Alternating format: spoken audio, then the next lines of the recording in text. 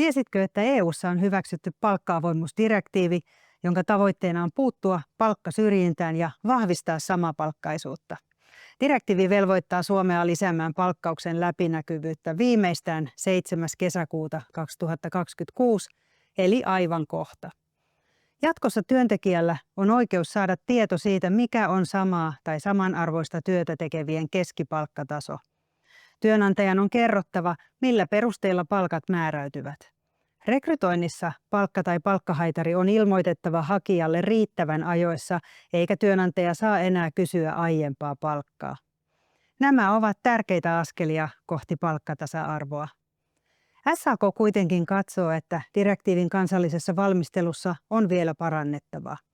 Työn samanarvoisuuden määrittelyä ja palkkakriteeristön velvoittavuutta on täsmennettävä, jotta laki todella varmistaa samasta ja samanarvoisesta työstä saman palkan.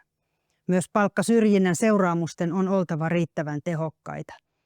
Jos palkka-avoimuutta halutaan aidosti edistää, täytäntöönpanon on oltava kunnianhimoinen ja direktiivin mukainen. Naistenpäivän lähestyessä muistutan, että palkkatasa-arvo ei toteudu itsestään.